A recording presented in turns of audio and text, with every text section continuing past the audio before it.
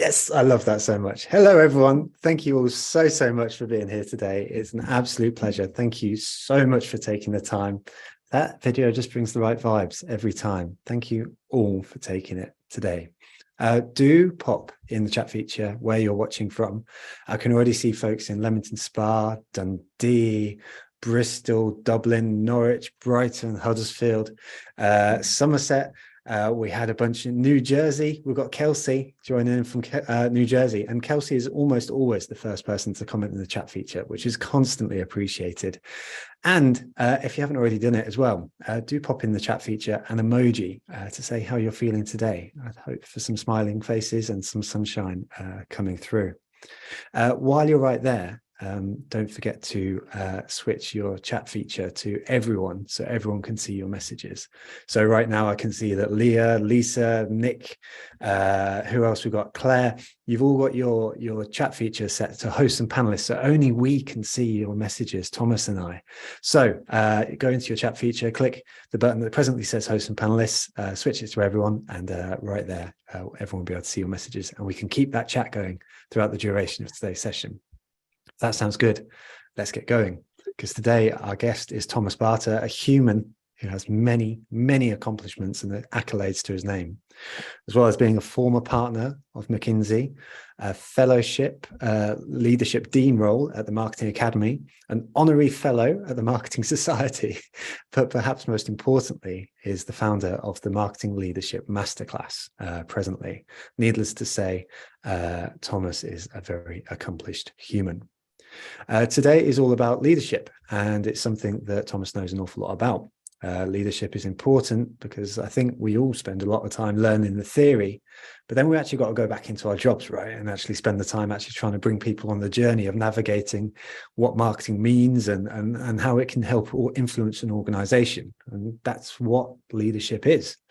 So we're all in leadership, whether we know it or not, whether our job title says it or not, and therefore it's worthy of inspection today, and hopefully we'll have a lot of fun doing it.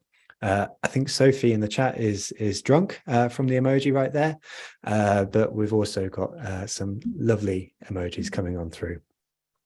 Today we'll have a little bit of time with Thomas, and then there will be Q&A at the end. So if you would like to get your questions in, then use the Q&A feature. So the way you'll find that is, if I'm in the middle of your screen right now, then you'll find a toolbar down the bottom. You can press the Q&A feature and get your questions in as the session goes on. Like, this is something I haven't mentioned for a little while, but it's usually the questions that get asked like really early that are the ones that also get the thumbs up. So if you've got a question that sort of pings up in your mind as we go throughout today's session, then pop it in the Q&A feature and we'll get it answered. Last thing for me to do is to thank our sponsors. And so this week's featured sponsor is Brand Recruitment. Brand have been phenomenal sponsors of the Marketing Meetup since the beginning of the Marketing Meetup some 7 years ago, which is quite remarkable for a sponsorship and partnership relationship to last that long. Very simply put, Brand Recruitment are recruiters who give marketers a good name. And I can say that with sincerity because I know a few people who have recently been affected by things such as redundancy, and they've turned to Brand Recruitment and they've helped them out however they can. That's just a lovely thing. So do take the time to check out Brand. Also, a big thank you to Storyblock, Impression, Redgate Software, Cambridge Marketing College. They're all legends. They'll all be featured over the following weeks. So that's my introduction done. So now is the time to pass over to Thomas and say thank you so much for taking the time with us, and over to you. Thank you, and welcome all.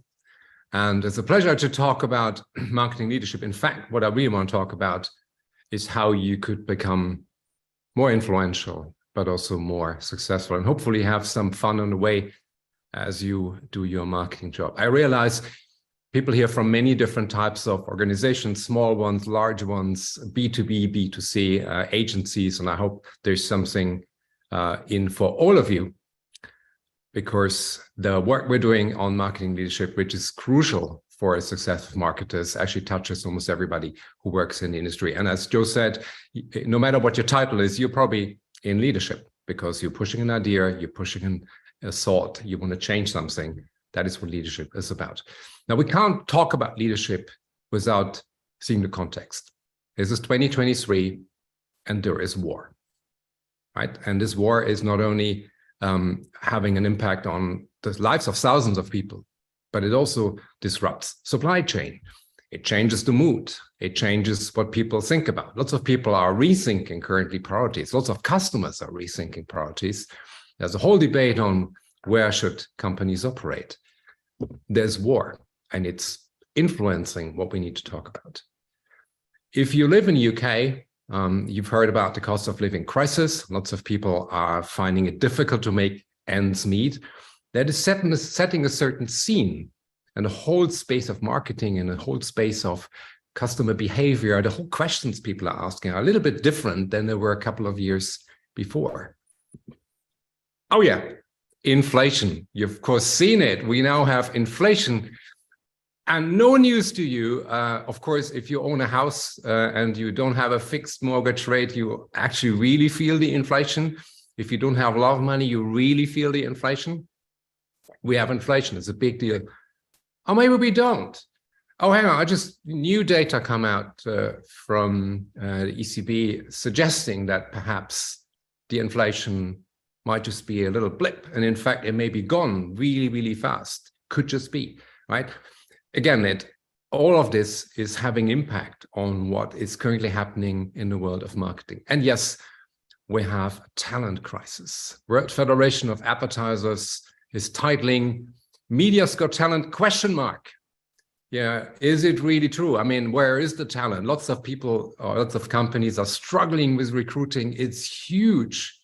And again, it's part of the context that we operate in, because if we ask ourselves, what does it take to lead, and how do we need to think about leadership? We always have to figure out, we have to think about the context we live in. In fact, many people say, I'm a marketer, get me out of here. Because the stuff we were talking about some years ago, all of a sudden has shifted a little. Remember, 2021, 2022, brand purpose. It wasn't just Unilever, and the good old Hellmann's mayonnaise debate on whether mayonnaise should have purpose. Lots of companies were thinking about what is the purpose that we have as an organization, as a brand. What do we deliver to people? It's huge. It's massive. And by the way, it's very important to get this right. Sustainability. Many companies talk about sustainability. Sustainability departments were being built. And in many conferences, you had more Greta Thunberg speeches than you had Peter Drucker. All of a sudden, sustainability became a huge deal in marketing. And yes, diversity and inclusion. I think the wave again started with the Black Lives Matter movement when we had the crisis in the US. And lots of companies all of a sudden were asking themselves, like, how are we doing on diversity inclusion? Funny, right? A podcast hosted by a white bald guy, and the speaker is a white bald guy. So that's the diversity we have today, right? Wearing glasses, by the way. Yeah, so that's the thing, right? It's been big in marketing, and all of these topics are hugely important. So here's what I did. And we have a quiz come up in just a second, because here's the quiz. I asked CMOs in January, leading figures in the European marketing world, what are your top priorities? And I gave them that list. And the list was brand purpose, sustainability, diversity, inclusion, customer experience, macroeconomics, team hiring, retention, innovation, team leadership, your team's internal standing, digital ROI, customer behavior, pricing, sales channels, technical skills, so the technical market skills, product quality. So here's the quiz. And the first person who gets the answer right in the chat, who types it in, gets one ticket for the March Marketing Leadership Masterclass. Well, wait, don't type it in because I haven't asked the question yet. You don't type it in now because you don't even know what the question is, but it's great. I love your activity, and that's what marketing is about, right? Just being first. So one free ticket for the first person who gets the answer right. Here is the list. Here's the question.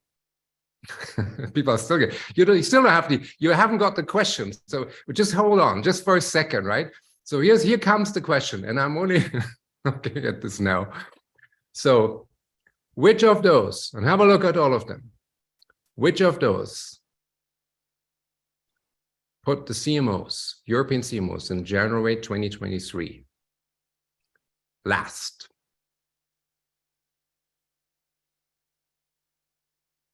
Okay, stop. Okay, we have a winner. We have a winner. I love it. Okay, so we have to scroll back.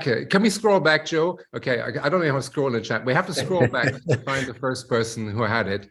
If you say the answer, I'll scroll back and make note. Okay, so we need to find the people who put it in when we actually asked the question. But I think it is. I think it's Sarah, but anyway, you'll check it out. Yeah. Right. So here's the answer. Here's what they came up with. Top priority, number one, is pricing. Surprise, surprise, inflation. Number two, macroeconomics. It's a huge topic for people. Team hiring and retention, unsurprisingly, very important. There was a little bit of stuff in the middle. The third most important, diversity inclusion. Oops, where has that gone from the top list? Not saying it's not important, it's just not making the list right now. Product quality, and here is what was seen as least important, brand purpose. And that's from chief marketing officers who are leading large global or large European brands. So this is the situation. The thing is, in marketing, what is important isn't always shown in a priority list. All of these things are really important. But what people will listen to and how you need to shape your leadership depends a lot on what's currently seen as critical and as important. And when you don't, and you have your idea and you run your project, many times in companies, what happens is you're going to hit a wall. Because maybe people aren't currently that interested. Maybe people aren't making the connection to what's currently critical. And around the globe, many marketers every single day and for many years have been hitting walls. It's what happens. And what we need to find out is how to avoid this and how to put you in a position where you actually, instead of hitting a wall, instead of doing great work and then perhaps not accelerating in your career at the same time, instead of being the chief most out, be really the chief marketing officer. We both stand for CMO. And that has a lot to do with leadership. So let me tell you what we've done. We've done, in fact, the largest ever study on the success of marketers. Global study, 1,232 CMOs, over 80 countries. We looked at 68,000 assessments from a large INSEAD database. And so not just the 1,233, but in fact, way more people, to look at how people talk about marketers, how marketers talk about other people, and who really is a holistic, give us a holistic picture in a neural network model, for those of you who like math, to figure out what it takes to win in marketing. So what does it take? Here's the answer.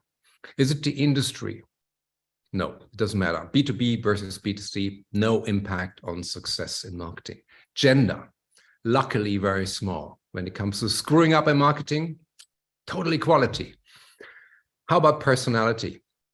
Very small. And we'll explore in the next couple of minutes why that is. Why, whether you're an extrovert or an introvert, you can still be really successful in marketing. And we looked at other personality dimensions. Weren't that important? So sorry, can't blame your parents. Success in marketing is on you. How about technical skills? 15%. That is the stuff we literally talk about every single day in marketing, right? Facebook, attribution, segmentation, branding, pricing, distribution, hugely important, but not the driver of your success. When you have good skill level, doubling it may not just get you to the next level. The company, finally, with someone we can blame, 25% of your success is driven by where you work. If your boss is difficult and your company is terrible, it's really hard to be successful. But far and away, the largest factor for success of marketers are marketing leadership skills. Marketing leadership skills. And that is important to understand, because, you know, this does mean that the best people we had in our study, and sorry, I'm just taking a quick snapshot of the people who actually gave the answers, because I think I want to make sure we have the winner. When you work in an organization, the best people, they just didn't know how to do good marketing. They also knew how to make stuff happen. And practically it meant they knew how to lead bosses, yeah, to help them make better decisions, colleagues, the people that don't report to them, teams, but also themselves. Marketing is a really cool job, but it can be really tricky. And you better be truly motivated and know why you're doing it. And that's why this is so important. So that's how it works. So let's come to the 5 secrets. The 5 secrets we picked for this little talk to help you unlock some of the perhaps blocking factors in your career, or at least accelerate the work you're already doing. 5 secrets of marketing leadership. Number 1 is expand your value creation zone. Now, I'll explain this in just a second. But before I do, I'm going to talk about Guinness. Most of you know Guinness, especially people who love beer. They know Guinness, especially if you live in Ireland and the UK, you know Guinness really well. And of course, it's a love brand. It's a brand that a lot of people really, really treasure. It's extremely successful. It's one of those iconic brands. It has been doing really well over the last couple of years and had big plans. And then came COVID. Just think about, you're leading the brand, which is mostly sold in pubs. And you get COVID. And governments around the world are closing the pubs. What do? Well, initially you panic, of course, and because literally that means that nobody's going to buy any of your beer, right? And the knock-on effect is massive. And that was the challenge faced by Mark Sandys. He's the CMO who ran at the time, in fact, up until last year, until he got again promoted. He ran the Guinness brand. And the team thought really hard about what's next. Imagine your revenue goes overnight, goes to 0. What do? And they did a masterpiece. And here's what they did. First off, they stepped back and said, what is important now for our customers? So they thought about that. And they thought about, well, end customers. It's pretty clear. Can't go to pubs. We're going to sell the stuff in supermarkets, right? That was easy. Now we got to bring the beer to people in different ways. But we have other customers, which are our pubs. What about them? Well, many of them were facing bankruptcy. They were sitting on piles of beer that nobody's going to drink anymore. And when this will be over eventually, we may not have enough pubs. So it was very clear that their biggest and most important customers were facing a real crisis. So they said, you know what? We need to do something. And they made a proposal to the management. And what you will hear now may sound unthinkable, but that's what they did. They said, dear management, our revenue has just gone to 0. Yeah. In fact, some of the shipments are coming back. We have huge costs because we have too much beer. We have to get rid of it. We have to stop. We have contracts and God knows what. But we want to spend 100 million in addition to help to buy back the beer from pubs and help them clean the pipes. And they made the case that that is not only a customer need, but it's also a company need. That when this works out and when we will bounce back, the rewards will be there. People will buy beer again. They will buy ours because we are the freshest, we are the best when it's back. It was a huge debate, but they worked in what we call a value creation zone. This team created an overlap between what customers needed and the company needed, and they really made the case. And they got the 100 million and they bought back the beer. And when the pubs reopened, they sent out teams to help clean all the taps, to have the freshest Guinness beer available. And not only did Diageo do extremely well in 2022, but Guinness has grown like crazy. In fact, they had one of their biggest growth years ever. They're now the number 1 in Ireland for the first time in a long time. It's been a huge success, but it had to do with a value creation zone, customer need and company need, and they made the case. And the question is to you is, how could you expand your value creation zone? Or how could you help your clients expand their value creation zone, which will ultimately make you successful as a consultant if you work in an agency? Join their camp. Tip number 2. And I go through these with a certain speed, and we come back to questions thereafter. Join their camp. You can only influence people inside a company if they believe you're part of them, you're part of the group. It's called idiosyncrasy credits that you need to build by showing to other people, we are really here to help you, rather than I'm a great expert, a smart ass, and I have better answers. You got to join their camp. And the challenge for you is this: most of the work you do in marketing, no matter whether you work in an agency or in a consultancy, or you're a client side or B2B or B2C or in digital, most of what you do is future-based. You worry about future revenue and future profit. You can't prove this. No way. Yeah. So you have this trust gap, and you need to build trust with people and show that you're on their side to be able to influence. And this is a chart a friend of mine has shown to a board once. He talked about the segmentation revenue and the millennials. He talked about programmatic across all platforms and brand engagement. And as he was talking, and I was in the room, you could see that the board was losing their will to live, because why would they care? You know, this is irrelevant. This means I'm different. I use words that you don't use. I'm just special. And this is a great way to annoy people in your organization and tell them you're not part of them. Think about this. Most people in companies, especially at the top, think about cost, think about revenue, perhaps about strategy and organization, talent. When you as a marketer, when you're not revenue, what are you then? Well, you automatically cost. And what do people do with cost? They reduce it. So you have no choice. This is Mark Phipps, CMO of Cisco, technology company in Asia. And when he joined, marketing was doing the brochures and supporting the sales team. He said, we're not going to do this. So they developed a system that by using data, they would inform the sales team, and they could tell them which customer would drop, which customer is likely to close, and which customer is at risk. They kept showing that data. All of a sudden, marketing became important. They were part of the game. They were sitting at the table. They were getting better talent, because now suddenly it was cool to be in the marketing team. It was seen as mainstream. He joined their camp. That's how it worked. And the other idea I have for you here is just think about language. I mean, everybody who knows advertising well knows that you're using words that your customers understand. Just do the same. And revenue, customers, and profit are typically words that work really well. Okay, so how could you join their camp? Number 3, feed your firm forward. I love this one because it's a very, very powerful tool if you use it right. In fact, it could be so powerful that it could be overpowering, but we'll talk about this in just a second. Here's the thing.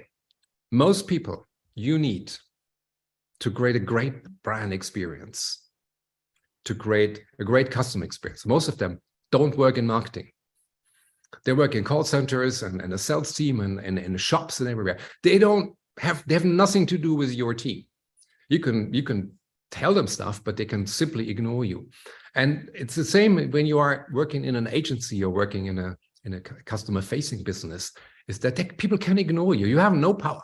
Yeah, but so you need to find other ways to influence. This is hugely important.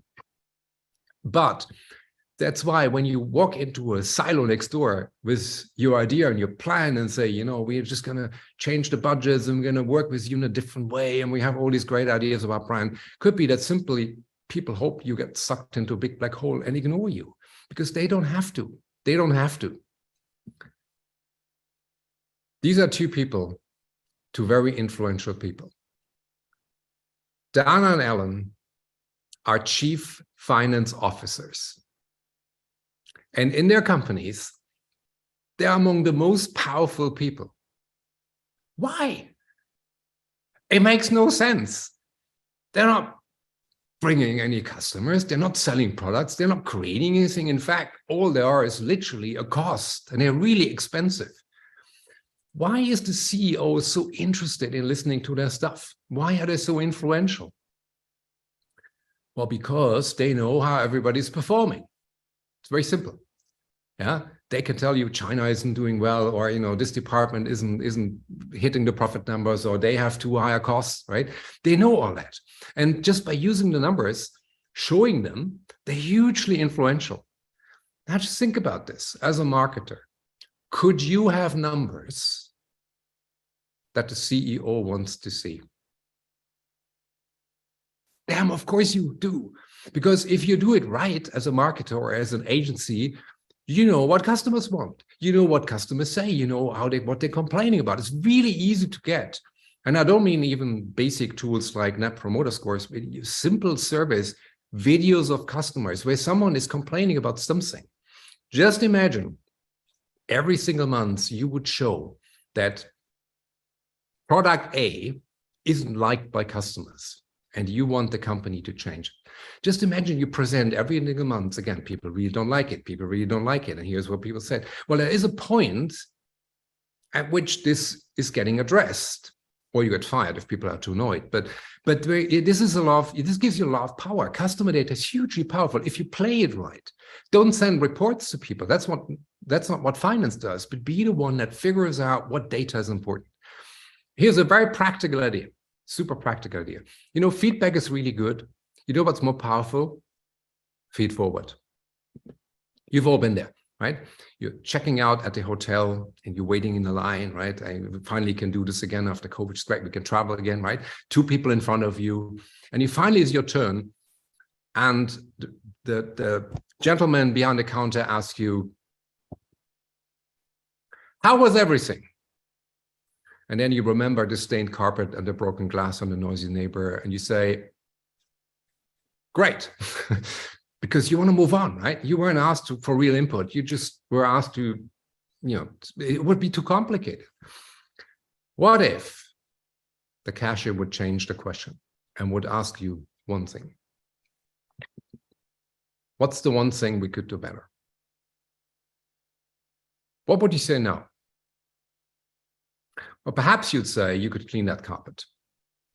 Now just imagine they would ask every single customer and take note and present the data.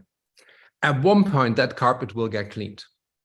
This is the power of data if you use it well. And this is what CFOs do. CFOs would never say, I own the business. You shouldn't say, I own the brand experience, because you don't. It's other people owning it. Everybody does. But you have the data on it and use that data to feed the firm forward. Hugely powerful tool. Okay, got 2 more. Know how to zoom. Know how to zoom. Very, very important. It's 2023. It's a busy world. You got to know how to zoom.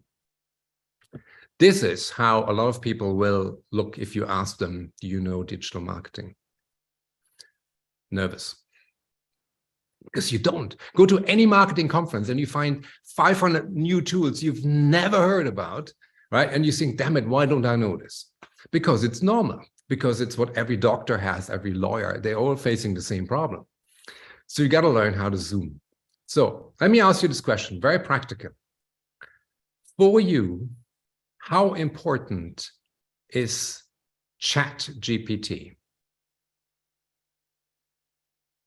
Right? I guess you're reading 10 blogs every day about ChatGPT. It's quite big, right? Just as a quick reminder, right? New York Times just titled a couple of days ago, Bing, in brackets, yes, Bing, just made search interesting again, right? Bing, right? Forgot about it. All of a sudden it's big now, right? And everybody keeps talking about chat, right? And it took me 10 minutes before I talked about it, but it had to be in that keynote. It's hugely important. And then what happened? Google, a few days later, had a demonstration of their own chatbot, which they called Bart, or some people now call Bad, and he made an error. And that thing gave the wrong answer when it was asked who took the first aerial photograph of the Earth, and they had the wrong satellite. And the Google share, just you need to get this, right? The Google share, Alphabet, Google's parent company, share dropped by $144 billion just because a bloody chatbot got the answer wrong. This is how important this is currently, right? It's huge. So how important is that for you? Okay, let's do this. Let's do some zooming. So let's zoom out. big picture. What's your number one 2023 marketing priority or goal? Just think about it for a second. What's your number one 2023 marketing goal? If you have one, that's great. Then let's park this for a second. If you're not sure, a quick model people are using. This is one of many models you could use. One London Business School developed it. I moved it on and developed it further for marketers, but very broadly, right? Some of you are working to improve the operations of a company. Yeah, making it faster, more efficient, saving some money, implementing some tools to make things quicker, perhaps reducing wait times, taking slack out of the system, improving media so you need to spend less, right? There's a lot of operational efficiency you could gain. So maybe your priority is in there. Could be. Maybe your priority is in the offer. What we sell to whom, at what price, where.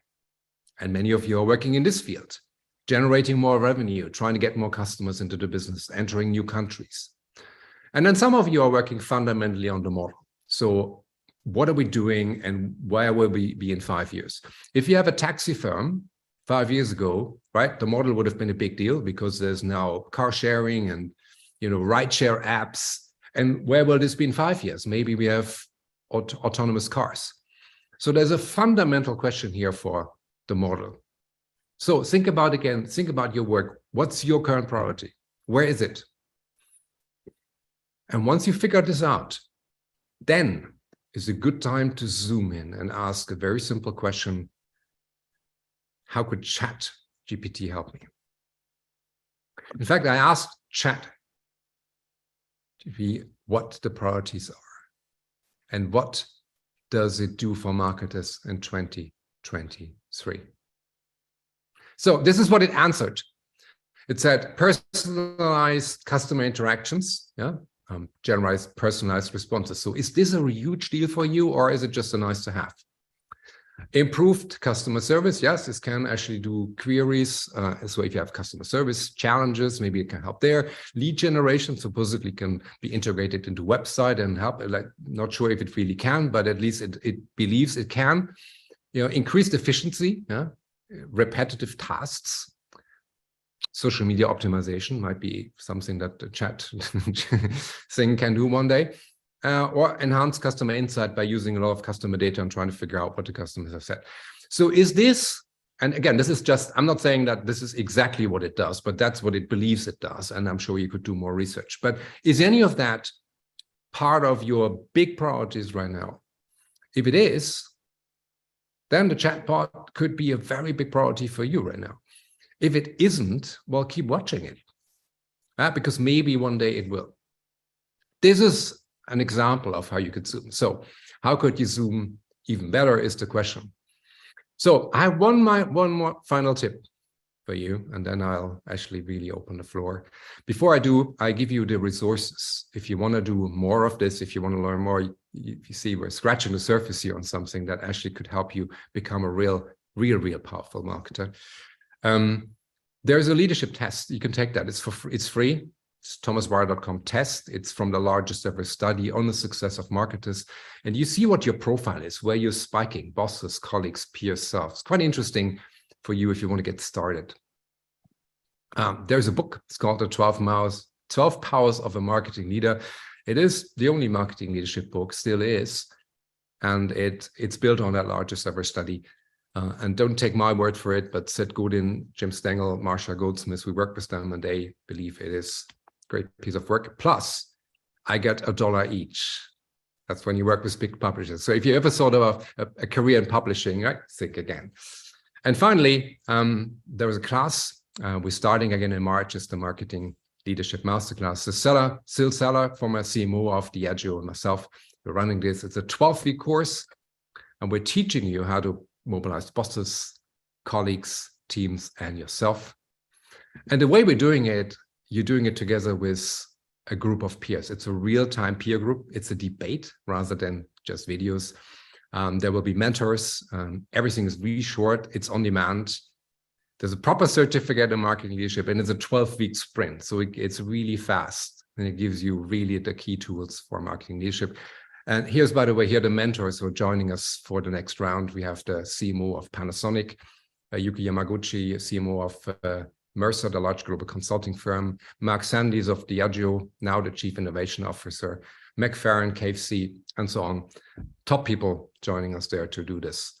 Oh yeah, and by the way, we always have to show our results, right? Yeah, people do believe it is increasing their impact, their effectiveness, and confidence. So for most people, it actually really works. So it's end March, Marketing Leadership Masterclass. Let me know if you want to know more. Finally, last tip, and then we open to questions. Become your own influencer. The internet is great. If you want to do a blog that 10,000 people read, you can. If you want to do a podcast that 10,000 people listen to, you can. Right? It's possible. The internet is also great for people who have half-truths and are really good with the camera. And you've seen all of these remarks. Adidas, remember, at one point were throwing all their advertising into digital at one point, right? And it made a big fuss and was part of a big trend. Not long ago, they just pulled that back and said that was completely stupid.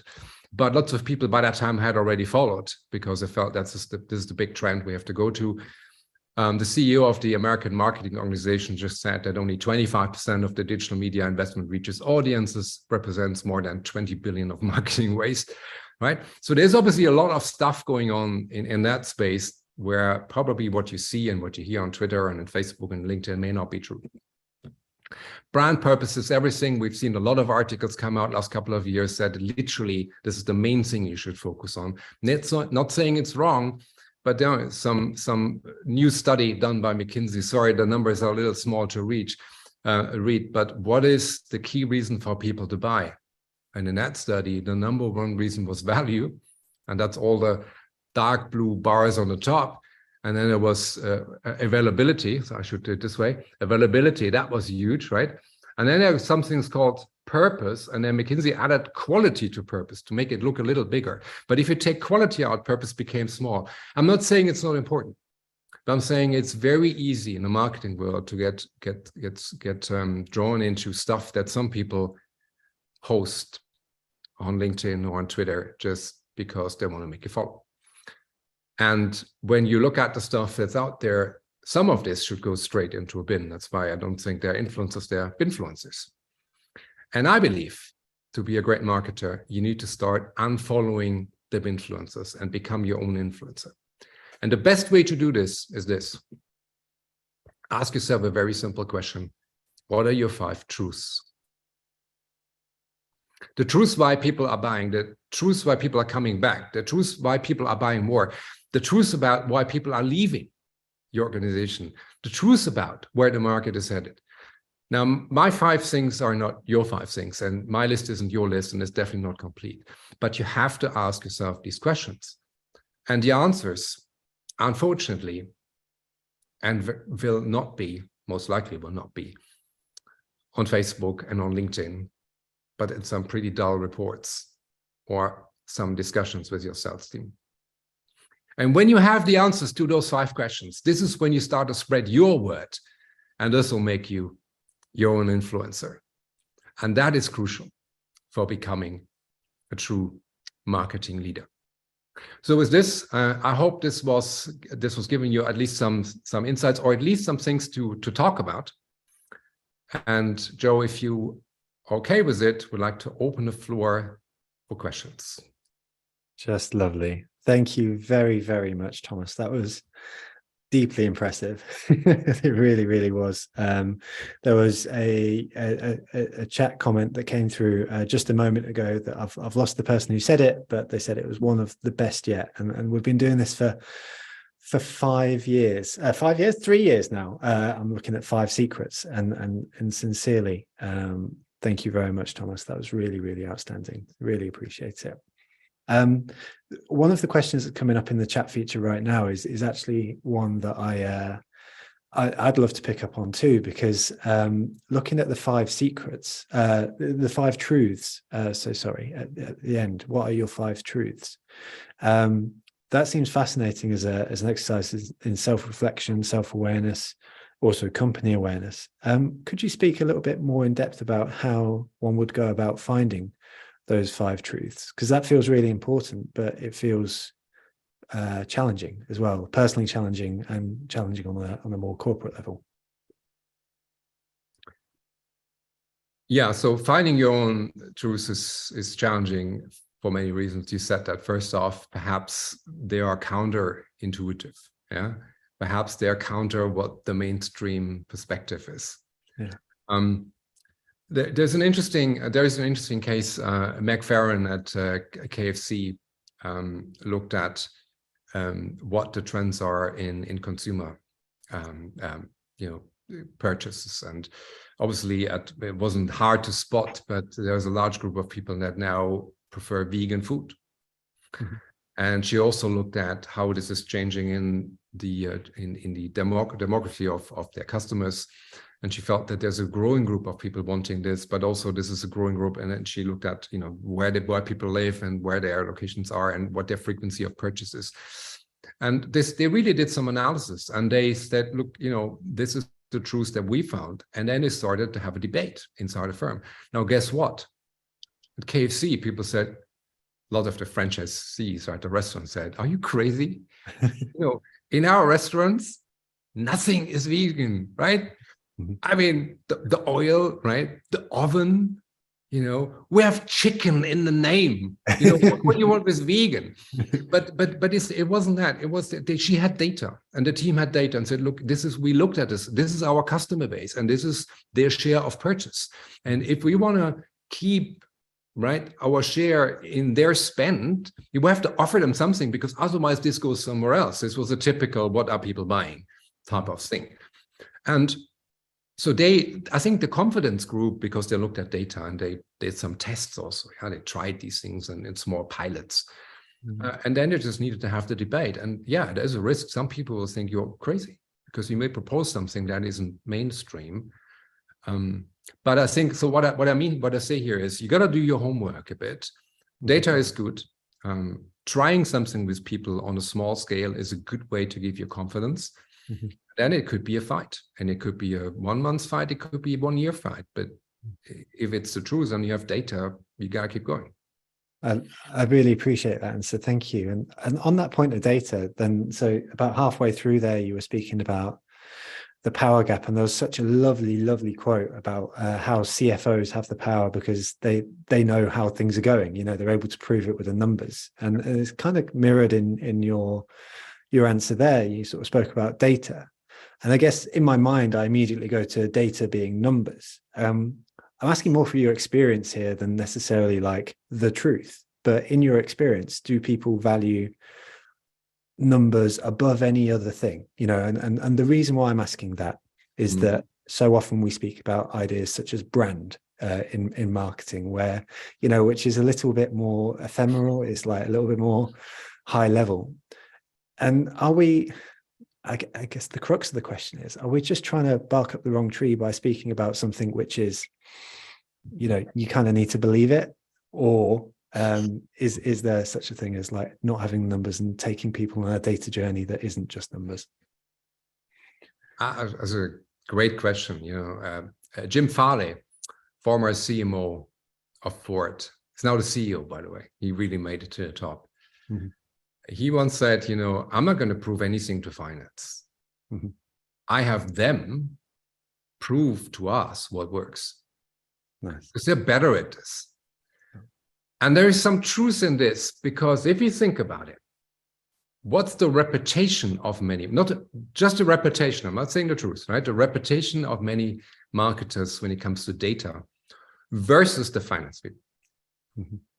Mm-hmm. There will always be this little gap, right, in credibility. So sometimes when you come with super sophisticated marketing data, people will just ignore you because they think, well, A, I don't understand it, right? B, you've done it and it's complex, and why would, of course, and you show me. So we need to understand there's a reputational challenge.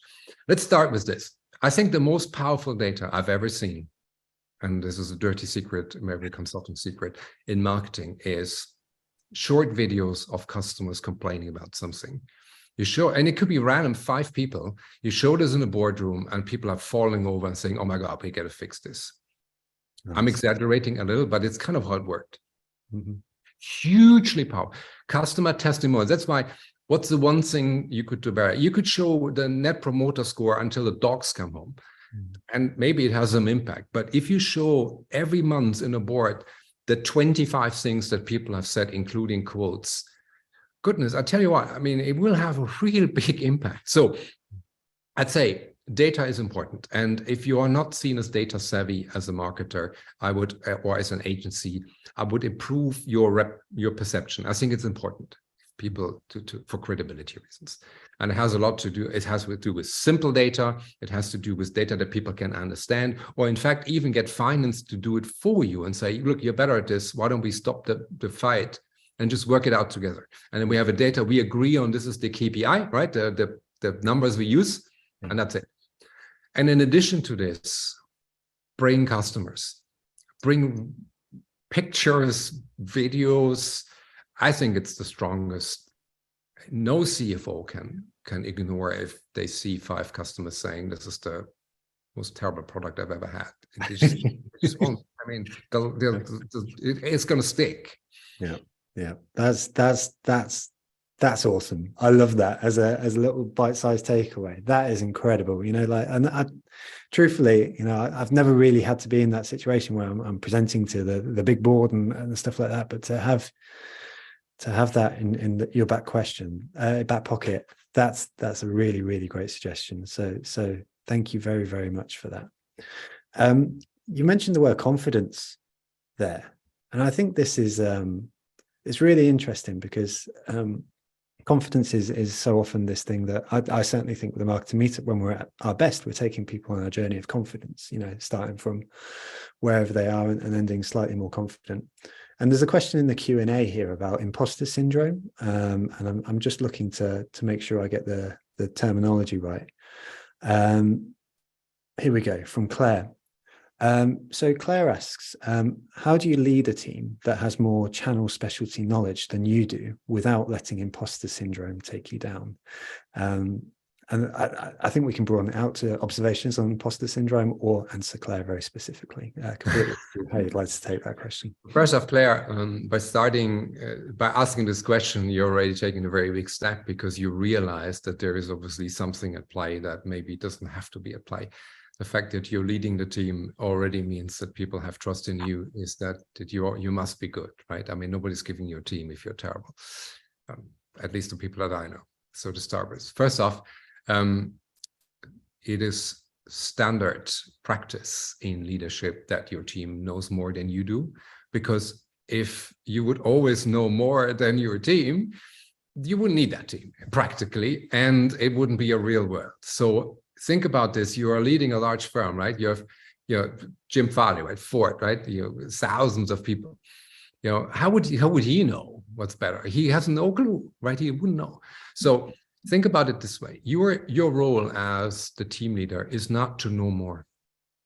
Your role as a team leader is to bring out what the people have to and set goals that people believe in and achieve together. And I give you, I'm going to come back to the imposter question, but there's a fantastic story, not a real world one, about the former CEO of General Motors. And when he joined, he felt that, the company was bankrupt. I mean, obviously that was why he was brought in. And it was very, very difficult. And he joined the first couple of meetings, and he said, look, I will have a new rule here. Yeah, I want you to bring all the issues that we have into this meeting so we can talk about them. And guess what happened in the first meeting? Everybody was presenting. It's all green lights, going well, we're doing great, And second meeting, same thing. Mm-hmm. And in the third meeting, he said, look, guys, we're bankrupt. We're not selling cars. I mean, you're telling me everything's going well. Forget it, right? So he's taken a real effort to bring out, first of all, that people are ready to share what the issues are. And that is huge. And then he said, when finally someone came forward, and the story is a bit longer, but people started coming forward, he didn't say, oh, here's what you need to do. He said, awesome, thank you for bringing this issue. Now, who in the team has an idea how we could help? Nice. And he took his role as being the one who's drawing out the skill and the knowledge that people have. And that very clearly, first of all, set him above the team, because he never had the fear that he needed to answer a question and look smart. He didn't think it was his job. His job was to find the answers in the team. This is a very black and white approach between I'm the boss and I need to know better versus my only job is to bring out the best. Typically in marketing, you need a bit of a mix, right? You have experience, but the team may have the detail. So coming back to your role, what I suggest is I would, however, try to ask you, put yourself in a position where you are not, tempted to answer the problems that your team have, but to in fact ask them to bring out the issues and have a team debate and see who could solve it best. Perhaps give a perspective. So a practical question is, what's the core belief, for example, you have in every meeting, even if you don't know what the issue is? Do you have a core belief? For example, I don't know, we need to be more customer focused, or we need to be more revenue focused, or we need to be better at X, Y, Z. Keep those fundamental principles and use them to discuss with your team, bring out what they have to say. And I think it will do two things. One is it will help your team because they will be encouraged to all of a sudden come up with answers, but it will help your confidence because you are not in the trap of being worried that you don't know an answer. Give yourself that space. That's a remarkable answer. Thank you, Thomas. That's really, really fabulous. Thank you very much. That's just wonderful. And I really hope that's helped as well, Claire. I have a feeling that it would have done. There you go. Thank you for answering my question. Amazing answer in the chat right there. So you've changed the world today. Let's take a question from Dan. I'm hoping I'm pronouncing that right, because I think it's very much similar to Claire's with a slightly different swing to it. So it may well be that we can answer this pretty quickly.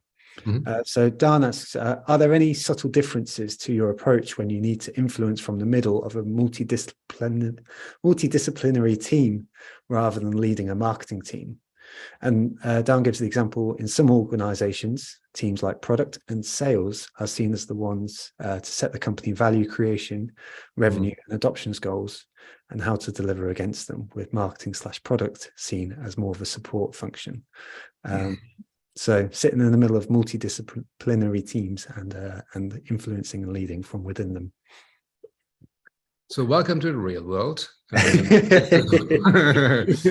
So I think this fantasy that you would lead a team where you are the undisputed boss and the person to be able to set the direction is just that. It's a fantasy.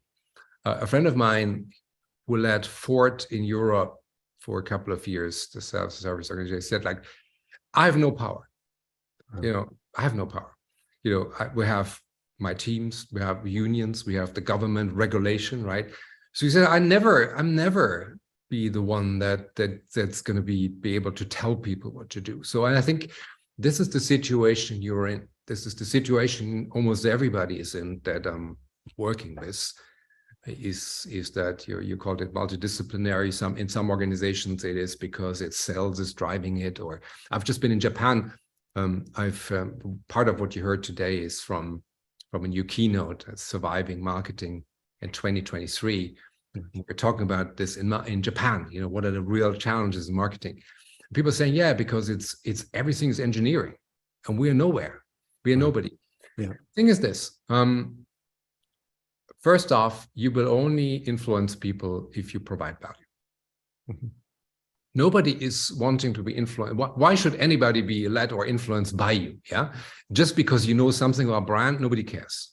So the question is, what do you bring? Think about Mark Phipps earlier. He came in, nobody wanted marketing at Cisco. They were doing the brochures. Nobody was interested. So he said, okay, what can we do to become truly relevant in the sales organization?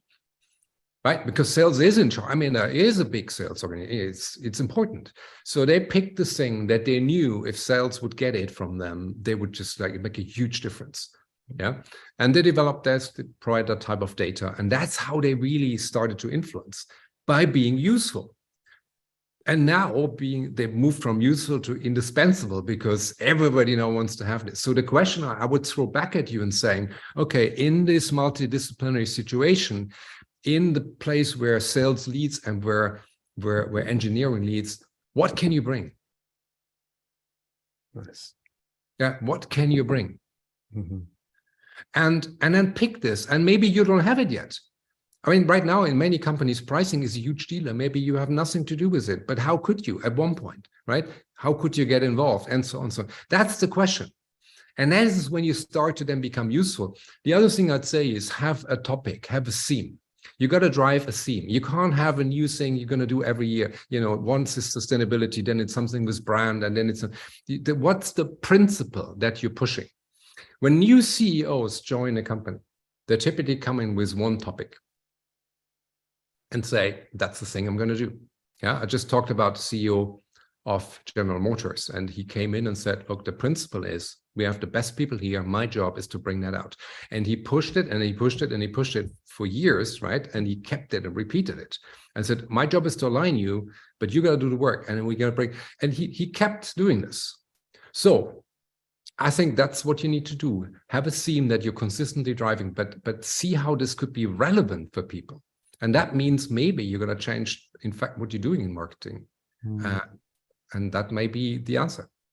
That's spot on. Thank you very, very much. That's, again, absolutely bang on as an answer. And I think, hopefully, I can see that the top rated question is from Rob, but hopefully that also goes some way to answering that question too. And it's for that reason I'm going to take the third down the list, and then I'm going to pop up to the second on the list as we close out today. So the third on the list comes from Anonymous, who says, our CEO wants to have one metric to define brand growth on a monthly basis. He thinks that there should be LinkedIn followers. Nobody in our marketing team agrees, but we're also struggling to decide what the one metric is, which can realistically encapsulate everything we do. So any suggestions? And rather than a metric, I think what's interesting here is the conflict, right? You know, is someone who a marketing team who believes something different to what their CEO does, which is a difficult challenge. Treat it as good news, right? Your CEO is interested in something with brand, which is rare. So that's great. Congratulations. Now, seriously, I mean, that's great. I mean, lots of people who just don't care, right? So, because they think we have a brand anyway, and it's about how much we sell. So, and I think when he's looking, I heard as a he, right? He's obviously looking to quantify this, because he seems to be struggling with trying to get his, I think it's his, right, not her, head around what the brand thing is. So he's looking for some metric. So that's what I heard.